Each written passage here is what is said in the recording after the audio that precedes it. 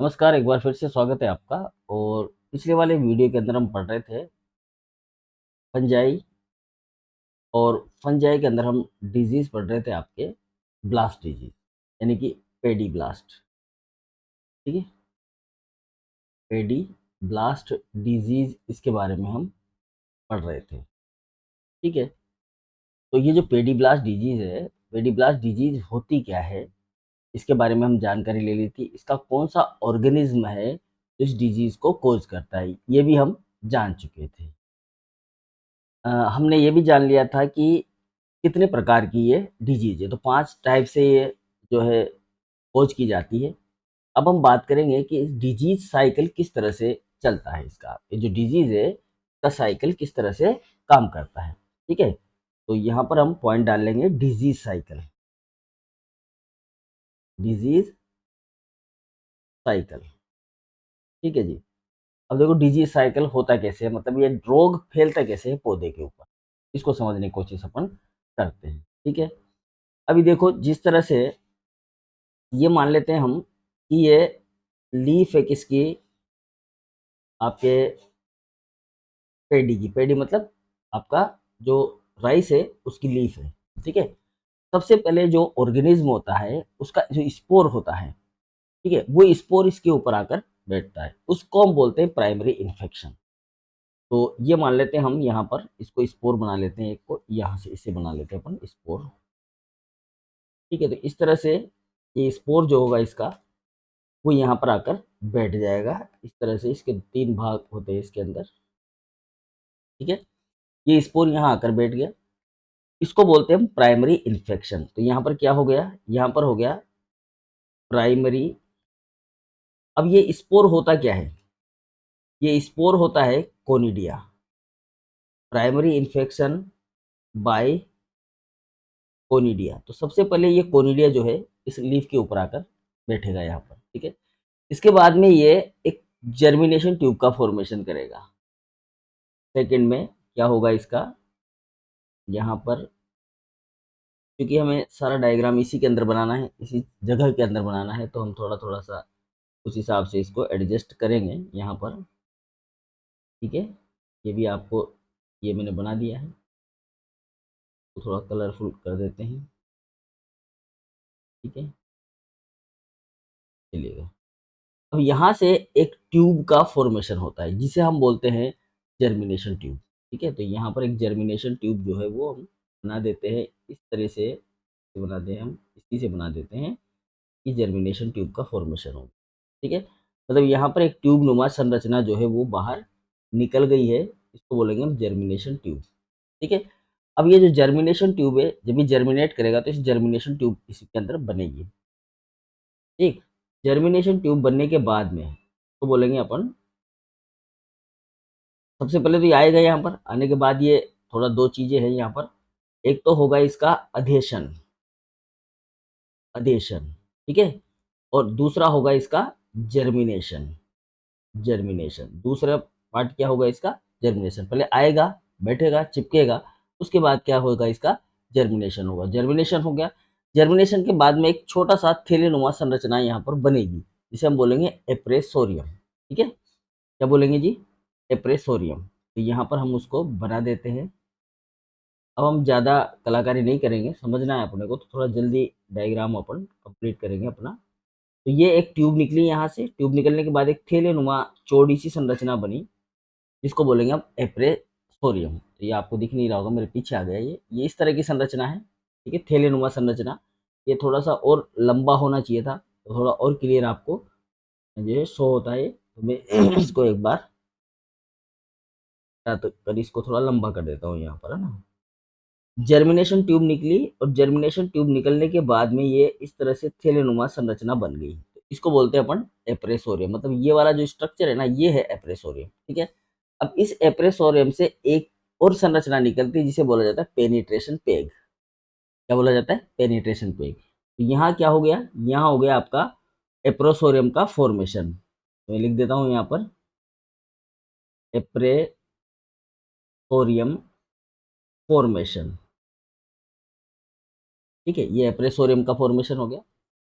Next step में हम चलेंगे यहाँ पर, तो यहाँ पर एक पेनिट्रेशन पेग का फॉर्मेशन होगा, मतलब पेनिट्रेशन पेग बनेगा। ठीक है, तो यहाँ पर हम ये बना लेते हैं इस तरह से डायग्राम हमारा, और इसको थोड़ा बड़ा कर लेते हैं ताकि पेनिट्रेशन पेग को हम समझ सके सही तरीके से। तो इसको हम वापस बेक करना पड़ेगा, बेक का, हाँ ये हो गया क्या, नहीं हुआ, चलो इसको मिटा देते हैं। तो थोड़ा सा हैंग हो जाता है हमारा सिस्टम, ये सेलेक्ट नहीं हो पा रहा है।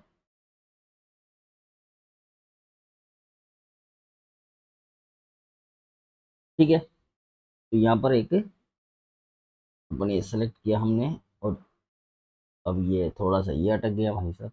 ठीक है, अब ये बन जाएगा हमारा, ये तो इसका स्पोर हो गया, स्पोर से ये जर्मिनेशन ट्यूब निकली, जर्मिनेशन ट्यूब से ये एप्रेसोरियम बन गया, और एप्रेसोरियम से यहाँ पर एक और स्ट्रक्चर क्रिएट होती है जिसे बोला जाता है पेनिट्रेशन पेग। इस तरह से एक पेनिट्रेशन पेग बनता है। ये दिख रहा है आपको पीले कलर का पेनिट्रेशन पेग, ये पेनिट्रेशन पेग क्या है, कहाँ से निकला, एप्रेसोरियम से निकला, तो इसको पेनिट्रेट कर देता है, मतलब अंदर की तरफ में इस टिश्यू के अंदर एंट्री कर लेता है। ठीक है, इसको बोलते हैं पेनिट्रेशन, पेनेट्रेशन। ठीक है जी, पेनिट्रेशन हो गया। अब पेनिट्रेशन होने के बाद में, जब ये पेनिट्रेशन हो जाता है यहाँ पर, पेनिट्रेशन के बाद में जो इम्पोर्टेंट काम होता है इसका, वो होता है माइसीलियम का फॉर्मेशन करना। और जब माइसीलियम बनेगा तो वापस से फिर से कोनिडिया बनेंगे, और ये साइकिल इस तरह से चलता रहेगा। तो ये सभी में कॉमन, सारे प्रकार के डिजीज के अंदर ये सिस्टम जो है कॉमन होता है। ठीक है, तो यहाँ पर हम नेक्स्ट चलते हैं इधर, और यहाँ पर हम इस वाली जो स्ट्रक्चर है, ये वाली जो इस एरिया, जो यहाँ पर ये जो एरिया है, इस एरिया के स्ट्रक्चर को हम यहाँ पर बनाने की कोशिश करते हैं। तो यहाँ पर हमें दिख रही है एक सेल है, मतलब यहाँ पर सेल हो सकती है इस तरह से, कोशिका, कोशिका के आसपास कुछ कोशिकाएं हो सकती है, छोटी बड़ी किसी भी तरह की, ठीक है, तरीके से। और इसके ऊपर ये आपका जो है स्पोर, वो अब क्योंकि हमने इसको बड़ा कर दिया तो स्पोर लाइक दिस छोटा सा होगा, और इसके अंदर यहाँ से पेनिट्रेशन पेग, एप्रेसोरियम, और ये आपका पेनिट्रेशन पेग बन गया, एप्रेसोरियम बन गया, जर्मिनेशन ट्यूब बन गई, ये सब कुछ बन गया इतनी सी जगह के अंदर यहाँ पर। अब यहाँ इतनी सी जगह के अंदर जो सारी चीज बन गई है, अब ये आगे बनेगा आपका क्या, यहाँ से ये चलेगा, इसका माइसीलियम का होगा फॉर्मेशन इस तरह से। ठीक है, ये माइसीलियम का फॉर्मेशन होना शुरू हो जाएगा, इस तरह से माइसीलियम आपका बन जाएगा। ठीक है, अब ये माइसीलियम अंदर ही अंदर काम करेगा अपना इस तरह से। अब आगे यही माइसीलियम दूसरी कोशिकाओं को इन्फेक्ट करेगा, मतलब इस पास वाली कोशिका को भी इन्फेक्ट कर लेगा यहाँ पर। ठीक है, तो हम इस कोशिका को तो यहाँ बना देते हैं, और दूसरी और कोशिकाएं यहाँ पर हम बना देते हैं। तो इस तरह से दूसरी कोशिकाएं बनेगी, उन कोशिकाओं के अंदर भी यहाँ पर ये हमारा पेनिट्रेशन पैग वगैरह बना हुआ है, और यहाँ से ये इन्फेक्शन जो है फैला हुआ है, यहाँ पहुँच गया, यहाँ पहुँच गया, इस तरह से ये दूसरी कोशिकाओं में पहुँच जाएगा, और यहाँ पर ये कोनिडिया का फॉर्मेशन करेगा। वापस से सेम कोनिडिया जो है यहाँ पर इसके जर्मिनेशन ले लेंगे और बाहर निकल जाएंगे, किससे, कोशिका से, और ये इस तरीके से अपना कोनिडिया का फॉर्मेशन कर लेंगे। ठीक है, फिर से ये इस प्लांट को, मतलब जो पेडी का प्लांट होगा, उस पेडी के प्लांट को क्या करेंगे, इन्फेक्ट करते रहेंगे। बात समझ में आ गई। तो इस तरीके से होता है डिजीज साइकिल आपका कंप्लीट, मतलब ये डिजीज साइकिल है। डिजीज किस तरह से फैल रही है इसके बारे में हमने जानकारी ली, मतलब इस तरह का एक साइकिल आपको एग्जाम के अंदर प्रिपेयर करना है, और प्रिपेयर करने के बाद में इसके बारे में जो जानकारी है वो आपको लिखनी है। ठीक है, तो जो पेडी ब्लास्ट होता है, तो सबसे पहले फंगस क्या करता है, हम उन चीज़ों को शॉर्ट में लिख देते हैं जो हमने यहाँ पर बात की है। सबसे पहले जो फंगस होता है, वो फंगस यहाँ पर क्या करता है, सबसे पहले इन्फेक्शन। ठीक है, और ये जो इन्फेक्शन होता है किसके द्वारा होता है, ये होता है कोनिडिया के द्वारा। ठीक है, तो इन्फेक्शन करने के लिए ये क्या होता है, लीफ सरफेस के ऊपर आकर बैठता है। जो कोनिडिया होते हैं वो कहाँ आते हैं, लीफ सरफेस के ऊपर आते हैं। ठीक है, इस लीफ सरफेस पे आने के बाद में ये यहाँ पर क्या हो जाते हैं, अटैच हो जाते हैं। लीफ सरफेस पे आने के बाद क्या हो जाएगा, ये अटैच हो जाएगा। ठीक है, अटैच कैसे होते हैं, तो यहाँ पर एक जो क्यूटिकल होती है मेम्ब्रेन की, ये जो, ये क्या नाम है इसका, जो लीफ होती है, लीफ की जो सेल होती है उसके ऊपर पाई जाती है क्यूटिकल। तो उस क्यूटिकल से ये जुड़ता है हाइड्रोफोबिक बॉन्ड के द्वारा। ठीक है, यहाँ पर अटैचमेंट जो होता है इनका, वो किसके द्वारा होता है? वो होता है हाइड्रोफोबिक इंटरेक्शन। कौन सा इंटरेक्शन होता है? हाइड्रोफोबिक इंटरेक्शन होता है। क्यों होता है? क्योंकि देखो जो लीफ होती है ना, लीफ के ऊपर जो क्यूटिकल है, वो क्यूटिकल वाटर को अपने ऊपर रहने नहीं देती। समझो, लीफ होती है पत्ती, आप उसके ऊपर वाटर की, पानी की बूंद डालो, पानी की बूंद सोख सूख वो पत्ती सोखेगी थोड़ी? नहीं सोखेगी ना, वो उसके ऊपर गोल गोल बूंद के रूप में बन जाएगी, और जब हम उसको ऐसे तिरछा करेंगे तो नीचे गिर जाएगी। इसका मतलब है कि वो वाटर के साथ में बॉन्ड नहीं कर पा रही है। वाटर के साथ बॉन्ड नहीं कर पा रही, इसका मतलब वो हाइड्रोफोबिक नेचर हो गया इसका, लीफ का। क्योंकि वो वाटर के साथ अगर बॉन्ड कर लेती, वाटर जुड़ जाता, वहां पर चिपका रह जाता, तो उसको बोलते हैं हाइड्रोफिलिक। ठीक है, तो ये हाइड्रोफोबिक इंटरेक्शन होगा, क्योंकि ये जो स्पोर है वो भी ड्राई होगा, तो दोनों आपस में जुड़ जाएंगे, एक कॉन्ट्रैक्ट बन जाएगा इनके बीच में। ठीक है, तो ये अटैच हो गया। अटैचमेंट होने के बाद में ये यहाँ पर जर्मिनेट होगा। अटैचमेंट होने के बाद में क्या होगा? ये जर्मिनेट। ठीक है, और जर्मिनेट होने के बाद, जब जर्मिनेट होगा तो एक पतली सी, एक हल्की सी पतली सी एक ट्यूब का फॉर्मेशन करेगा, जिसको हम बोलेंगे जर्म ट्यूब। ठीक है, तो यहाँ पर क्या हो जाएगा? जर्मिनेशन में फॉर्म ए जर्म ट्यूब, जर्म ट्यूब का फॉर्मेशन हो जाएगा। ठीक है, जर्म ट्यूब बन जाएगी। ठीक है, अब ये जो जर्म ट्यूब होगी, ये जर्म ट्यूब का आगे का जो हिस्सा है, जो टच करेगा, किसके साथ टच करेगा? लीफ के साथ। ये जर्म ट्यूब का जो आगे का हिस्सा है, का जो टिप वाला पार्ट है, ये टिप पार्ट जो होगा, ये जो लीफ सरफेस है, लीफ सरफेस से क्या करेगा? टच करेगा। टच करने पर ये क्या हो जाएगा? फ्लेटन हो जाएगा, मतलब कि चपटा हो जाएगा। फ्लेटन हो जाएगा, चपटा हो जाएगा, हुक जैसा हो जाएगा। इसको हम बोलेंगे फ्लेटन सेट टाइप स्ट्रक्चर बन जाएगी, जिसे हम बोलेंगे एप्रेसोरियम। क्या बोलेंगे इसको हम? एप्रेसोरियम। ठीक है जी, क्या बोलेंगे इसको? एप्रेसोरियम बोलेंगे। अब ये एप्रेसोरियम बन गया। एप्रेसोरियम बनने के बाद में ये जो एप्रेसोरियम होगा, ये काला काला सा पड़ जाता है। ठीक है, और यहाँ से ये एक प्रेशर जनरेट करता है, मतलब एक यूं मान के चलिए आप, बहुत ज़्यादा प्रेशर आ जाता है, क्योंकि जो साइटोप्लाज्म होता है ना, वो बहुत ज़्यादा इसके अंदर एंट्री कर लेता है। एंट्री करने की वजह से जो ट्यूब जैसी स्ट्रक्चर बनी थी ना, ऐसा बनाया था हमने, देखो ये मान लीजिए कोनिडिया है, इस कोनिडिया से ये ट्यूब निकल गई यहाँ पर बाहर, इस तरह से थोड़ा बड़ा चित्र बना लेते हैं। यहाँ पर बाहर ये निकल गई ट्यूब। ट्यूब निकलने के बाद में यहाँ पर क्या है? आपका लीफ है। ठीक है, लीफ है, तो ये क्या होगा? इस लीफ के ऊपर की साइड में जब इसके अंदर साइटोप्लाज्म एंट्री करेगा, तो ये अपने आकार को फैलाएगा इस तरह से। ये अपने आकार को इस तरह से फैला रहा है। फैलाने की वजह से इसका टर्गर प्रेशर बढ़ जाएगा, इस एरिया का टर्गर प्रेशर बढ़ जाएगा। टर्गर प्रेशर बढ़ जाएगा तो ये कहीं पर भी स्थान देखेगा, जैसे कि स्टोमेटा है या कोई दूसरी चीज़ है, तो उस स्थान से ये क्या करेगा? एंट्री ले लेगा। मेरी बात समझ में आ रही है ना? जहाँ से मान लीजिए यहाँ पर कोई स्टोमेटा है, ठीक है? इसको थोड़ा-सा अपन समझने की कोशिश करते हैं, बहुत इंपॉर्टेंट चीज़ है। स्मॉल इरेज़र ले लेते हैं। देखो मैं थोड़ा-सा काटने की कोशिश कर रहा हूँ। अभी ये इस तरह से मान लीजिए यहाँ पर स्टोमेटा है, और जगह भी हो सकता है, ऐसी बात नहीं। स्टोमेटा बहुत सारे होते हैं लीफ के ऊपर, ठीक है? तो ये क्या करेगा? यहाँ से एक लाइन जो है, इसके अंदर एक प्रेशर बनेगा। प्रेशर बनने से यहाँ से एक पतला-सा, पतली सी एक ट्यूब नुमा संरचना इसके अंदर इसको पंचर कर देगी। इसको पंचर कर देगी? लीफ की सेल को।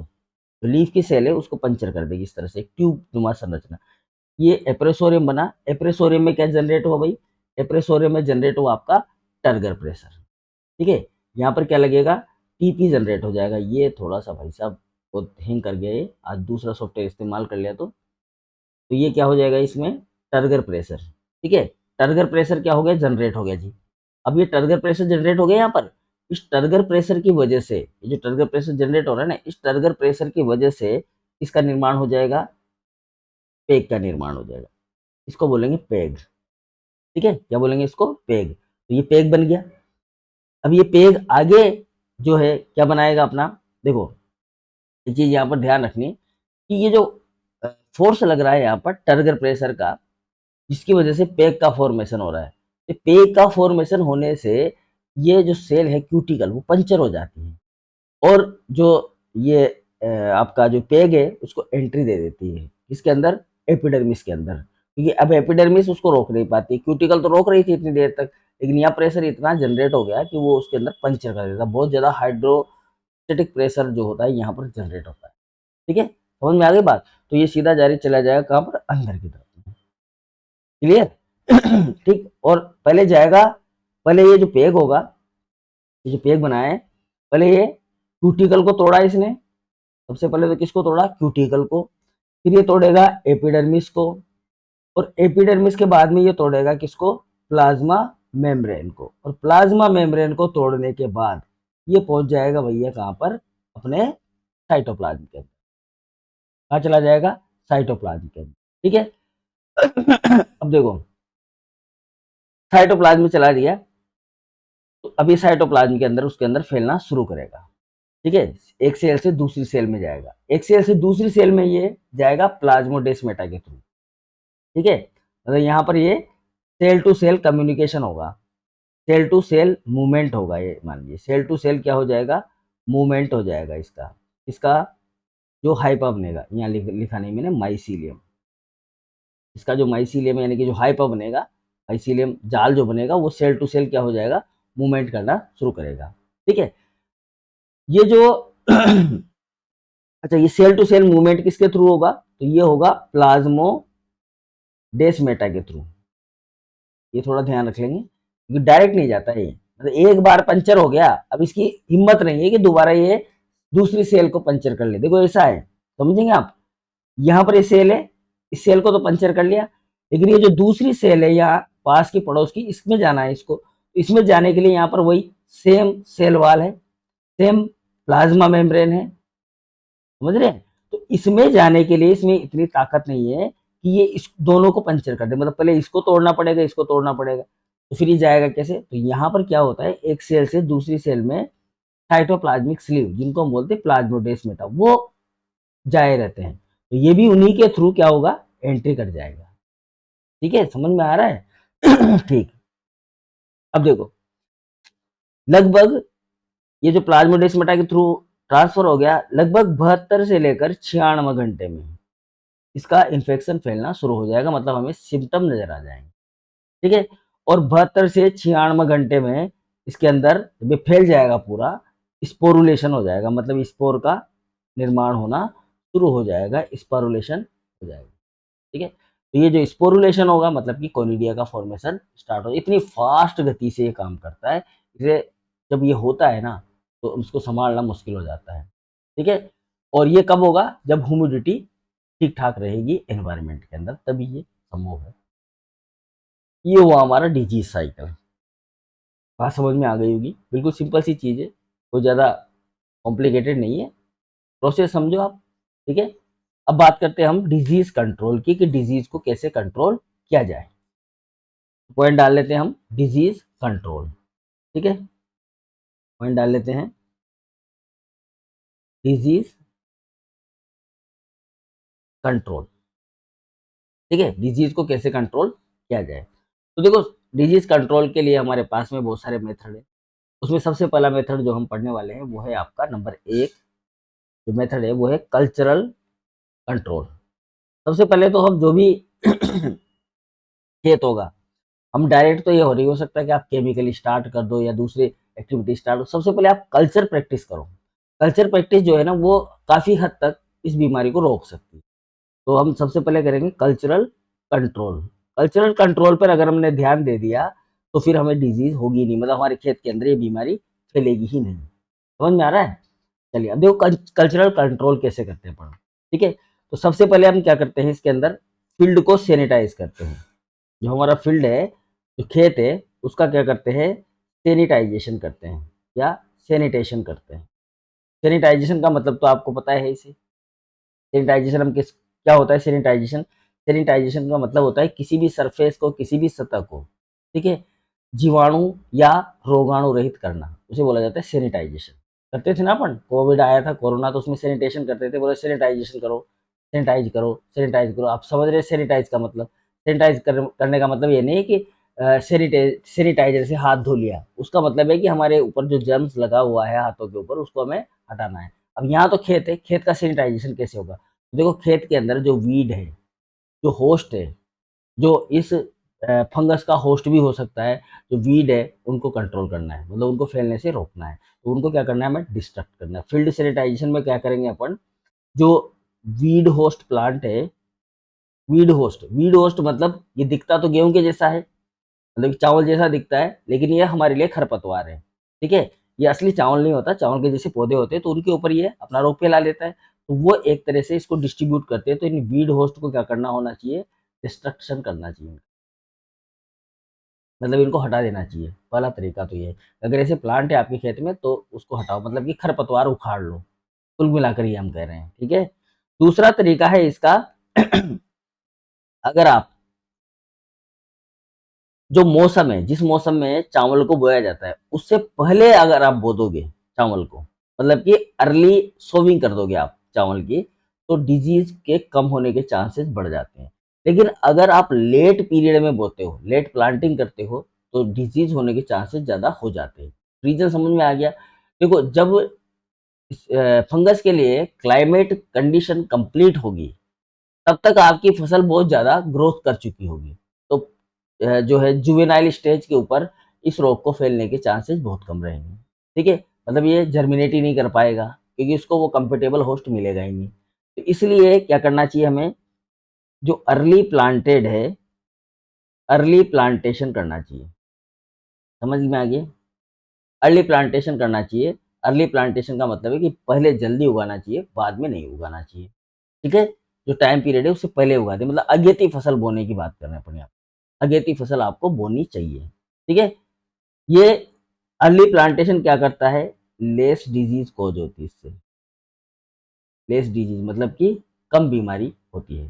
ठीक है, और जो लेट होती है, लेट प्लांटेशन वाली जो क्रॉप होती है उनमें बीमारी ज़्यादा होती है कुल मिलाकर। ठीक है, तो ये तो हो गई हमारी कल्चर प्रैक्टिस। दो ही तरीके हैं कल्चर के, इसके अलावा और कोई तरीका नहीं है।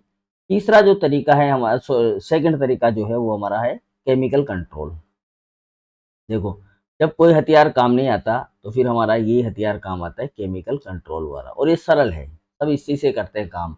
कोई मेहनत नहीं करना चाह रहा, कोई नहीं चाह रहा कि खरपतवार को उखाड़ कर जलाकर फेंका जाए। खरपतवार, आजकल खरपतवार को मारने के लिए भी खरपतवार नाशी बना दिए गए।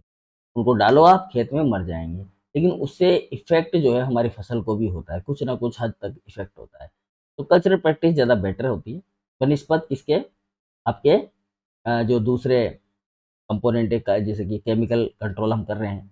ठीक है, चलिए इसके अंदर हम पहला बात करेंगे, नंबर एक, सीड ट्रीटमेंट। जो हम सीड बो रहे हैं पहले ही उसका क्या कर लिया जाए, ट्रीटमेंट कर लिया जाए, तो डिजीज नहीं होगी। ठीक है, अब ये जो सीड ट्रीटमेंट है ये हम करते किससे हैं, तो जो सीड का ट्रीटमेंट है वो किया जाता है ऑर्गेनो मर्क्यूरिक या मर्क्यूरियल्स, ऑर्गेनो मर्क्यूरियल्स।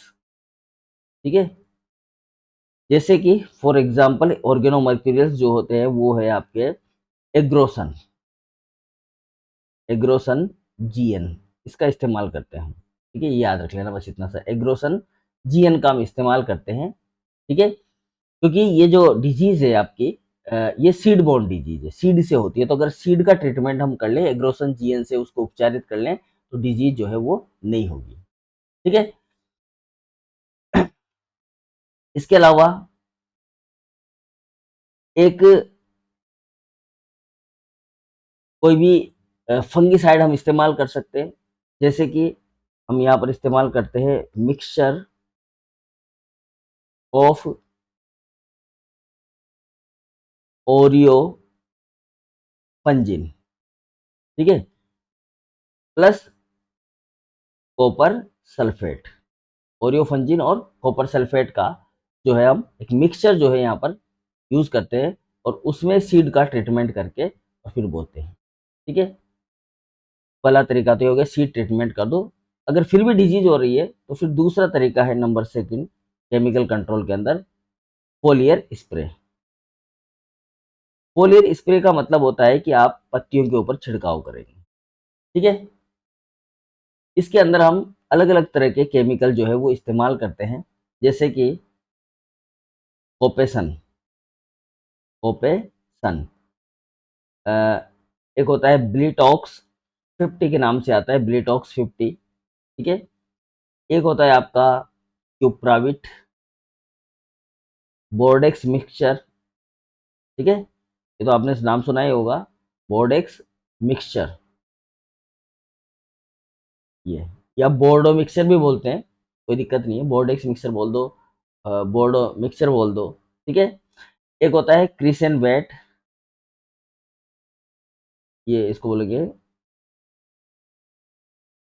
सिरेसन, सिरेसन वेट, ठीक है। ये सब फंजीसाइड है, जितने भी नाम हम ले रहे हैं, इनको सबको पत्तियों के ऊपर छिड़का जाता है। अब आपको ज्यादा नाम याद नहीं रहेंगे, वर्डेसन, ब्रिटानोल, या ब्रेस्टानोल बोलते हैं इसको, ब्रेस्टानोल लिखो आप, ब्रेस्टानोल, एक बैनलेट, ठीक है। इन सब का इस्तेमाल किया जा सकता है, तो आप इसमें दो तीन नाम याद रख लेंगे। एक तो ये रख लो आप, बोर्डेक्स मिक्सचर, एक नाम रख लो आप ब्लिटॉक्स 50, ठीक है। और कोई और आ जाए तो ठीक है, एक क्यूप्राविट रख लो नाम याद, क्यूप्राविट ठीक नाम लग रहा है मुझे, ठीक है। एक वर्डेसन भी ठीक नाम है, और एक ये ब्रिस्टेनॉल भी ठीक नाम है। देख लो आप, जो भी आपको अच्छा लगे वो एक दो तीन नाम आप अच्छे से याद रख लेना, ठीक है। ये फोलियर स्प्रे में इस्तेमाल किए जाते हैं, फोलियर स्प्रे मतलब पत्तियों के ऊपर छिड़काव करते हैं ताकि ये रोग आगे ना फैले, ठीक है, ये मार देता है। बोर्डेक्स मिक्सचर सबसे बढ़िया इलाज, ठीक है। चलिए नेक्स्ट, नंबर 3 तरीका है, अगर इससे भी नहीं मिट रहा तो फिर आप एंटीबायोटिक्स का इस्तेमाल करिए। एंटीबायोटिक्स भी हम इस्तेमाल कर सकते हैं, भाई पौधों के लिए भी एंटीबायोटिक्स है, ठीक है। अब कौन सी एंटीबायोटिक ज़्यादा इफेक्टिव है, तो सबसे ज़्यादा मोस्ट यूजफुल जो है वो है कीटाजिन, कीटाजिन का छिड़काव कर देते हैं, आयनेजिन का छिड़काव कर देते हैं, ठीक है, ब्लास्टिन का छिड़काव कर देते हैं, ब्लास्टिन, ठीक है। एक होती है काजुमिन, काजुमिन, इनका भी छिड़काव कर सकते हैं, ठीक है। तो ये कीटाजिन और काजुमिन याद रख लो, कीटाजिन काजुमिन एंटीबायोटिक्स का इस्तेमाल करते हैं इस डिजीज को हटाने के लिए, यानी कि ये भी क्या है, एंटी फंगल एक्टिविटी शो करती है। और सबसे बढ़िया इलाज है इसका, वो है रेसिस्टेंट वेराइटी, ठीक है। इसका सबसे बढ़िया इलाज क्या है, रेसिस्टेंट वेराइटीज। तो रेसिस्टेंट वेराइटी क्योंकि पूछ लेता है हमसे, रेसिस्टेंट वेराइटी हमें याद रखनी चाहिए। अब इसकी क्या क्या रेसिस्टेंट वेराइटीज हैं, ठीक है। देखो,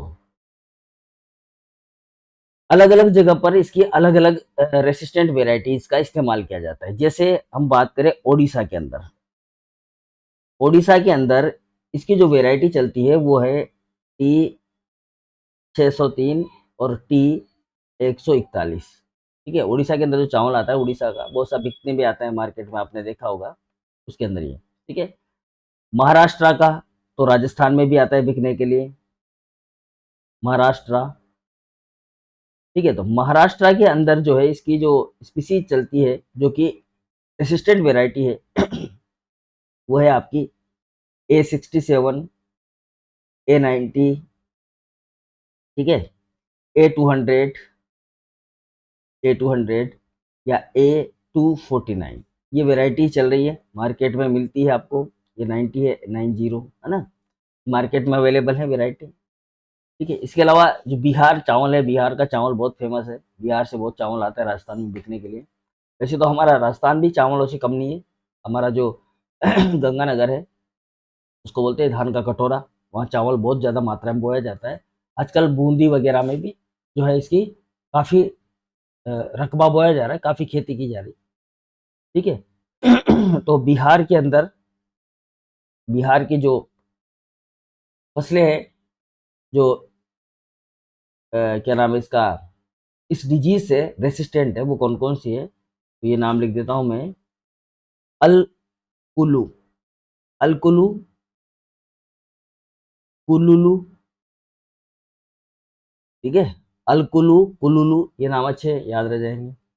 GS 397, GS 480, एबीटी, एबीटी 20, सूची, ठीक है, बहुत सारी है। कमूला, कमूला भी है, कमूला। एक जेनीबेरा, एक का नाम है जेनी, जेनी है ये, है ना, जेनी बेरा। थोड़ा काट के दोबारा लिख देते हैं, अच्छा नहीं लगता। जेनी बेरा, जेनी बेरा, ठीक है। तो ये कुछ फसलें हैं जो रेसिस्टेंट है इससे, पेडी ब्लास्ट से। ये हो गया हमारा पेडी ब्लास्ट, ठीक है, फंगल डिजीज। देखो यहाँ पर जो जो चीजें लिखाई जा रही है ना, बहुत ये उसी हिसाब से लिखाई जा रही है जैसा कि आपका एग्जाम के अंदर क्वेश्चन आएगा, और आपको ये सारी चीजें उसके अंदर लिखनी ही है, ठीक है, कोई चीज छोड़ने वाली नहीं है इसके अंदर। ओके, मिलते हैं नेक्स्ट क्लास में, तब तक के लिए goodbye, thank you very much.